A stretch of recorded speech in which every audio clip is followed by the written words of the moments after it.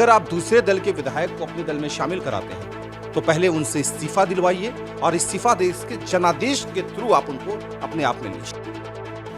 मुजफ्फरपुर पहुंचे बिहार सरकार के मंत्री एवं हिंदुस्तानी अवाम मोर्चा के राष्ट्रीय प्रवक्ता दानिश रिजवान ने पत्रकारों से बातचीत के दौरान बीते दिन मणिपुर में जदयू के 6 विधायक बीजेपी में शामिल होने की बात पर श्यामा प्रसाद मुखर्जी और दीनदयाल उपाध्याय के शब्दों को याद दिलाया और कहा कि श्यामा प्रसाद मुखर्जी ने कहा था कि अगर किसी पार्टी के विधायक को अपने में शामिल कराते हैं तो पहले उनको इस्तीफा दिलाएं और फिर जनादेश के माध्यम से अपने में शामिल कराएं।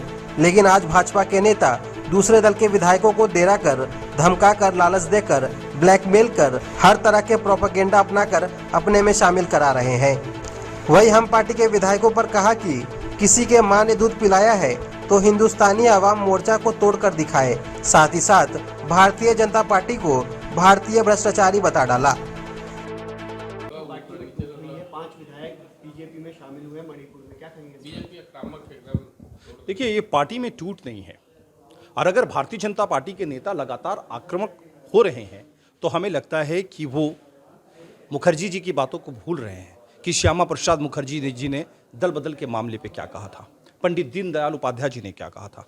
श्यामा प्रसाद मुखर्जी जी ने स्पष्ट तरीके से कहा था कि अगर आप दूसरे दल के विधायक को अपने दल में शामिल कराते हैं तो पहले उनसे इस्तीफा दिलवाइए और इस्तीफा देश के जनादेश के थ्रू आप उनको अपने आप में लीजिए।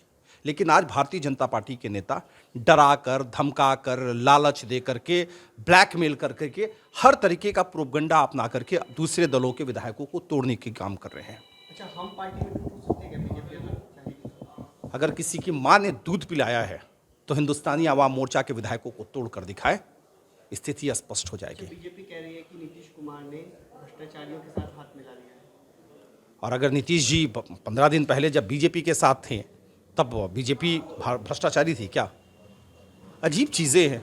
ये कौन सा वॉशिंग मशीन है भारतीय जनता पार्टी के साथ कि ऊपर से भ्रष्टाचारी डालो और बीजेपी से जहां घुस के बाहर निकला तो वो ईमानदार हो जाता है। कम से कम भारतीय जनता पार्टी के नेताओं को बोलने से पहले सोचना चाहिए। यही भारतीय जनता पार्टी के राष्ट्रीय अध्यक्ष रहे हैं अमित शाह जी, जो देश के गृह मंत्री हैं। हमेशा हेमंत जी को कहा करते थे कि भ्रष्टाचारी हैं, लेकिन अब तो मुख्यमंत्री बना के रखा हुआ है।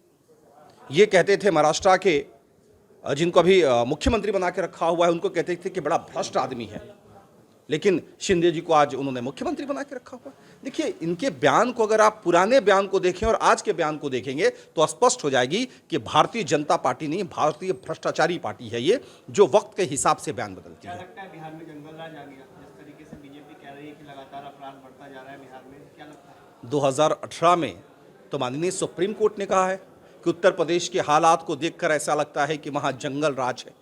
बिहार के बारे में तो किसी कोर्ट ने टिप्पणी नहीं करी है। और अगर एनसीआरबी का डाटा उठाकर देखा जाए तो देश में सबसे ज़्यादा अपराध उत्तर प्रदेश में है। तो ये अगर भारतीय जनता पार्टी के नेता कहते हैं तो वही हुआ कि आसमान में वह लोग थूक रहे हैं जो थूक उनके मुंह पर खुद गिर रही है। अगर सही मायने में उनको लगता है कि जंगल राज है तो उत्तर प्रदेश को मुझे बोलना चाहिए मेरे ख्याल से।